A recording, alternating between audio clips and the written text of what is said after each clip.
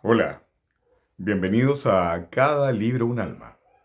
Esta tarde, un libro que no es precisamente literatura, La rebelión de las masas.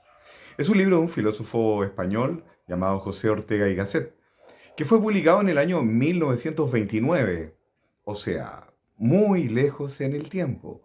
Sin embargo, no hay libro que tenga más vigencia que hoy. Él dice que el ser humano se ha transformado en vulgar a partir de ser un hombre masa. Pero ojo, no está hablando de clases sociales. Él dice que la masa está perfectamente en la clase aristócrata o en la clase alta, en la clase media y en la clase baja. Y que puede haber personas refinadas en la clase baja, en la clase media y en la clase alta.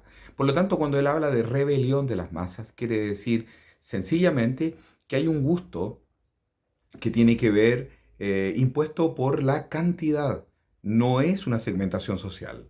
Él dice que en general, bueno, hace una característica, dice que en Europa, un siglo atrás, es decir, 1820, habían una determinada cantidad de millones de habitantes que se cuadruplicó para principios del siglo XX.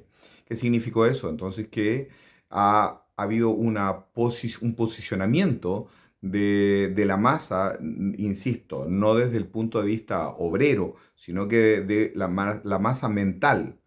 Eso creo que es un buen concepto, la masa mental, que todos piensan igual.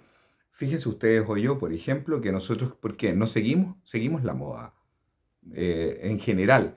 ¿Qué es la moda? La imposición de que alguien dijo esto es lo que se debe usar este verano, este invierno, y la gente lo sigue.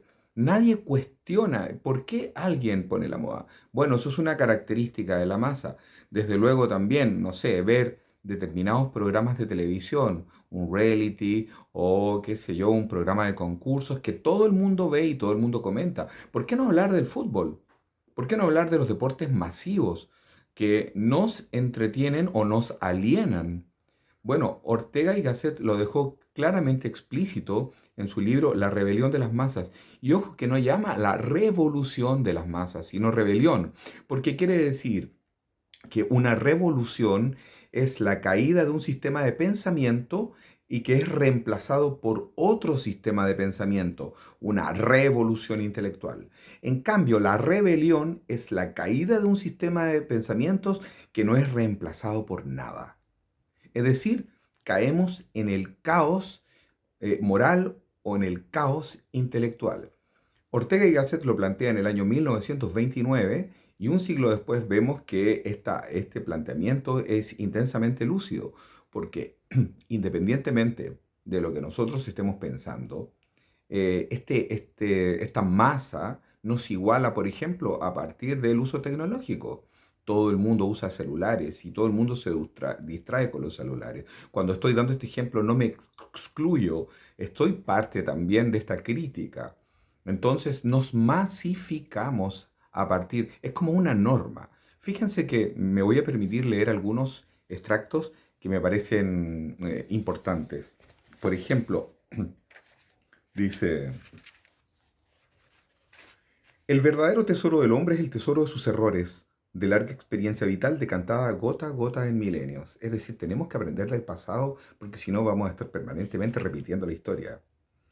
Lo realmente importante en el devenir humano no es lo histórico, o lo económico, o lo político, sino lo simbólico, lo que nos obliga a abandonar la superficie para emplazarnos en la profundidad.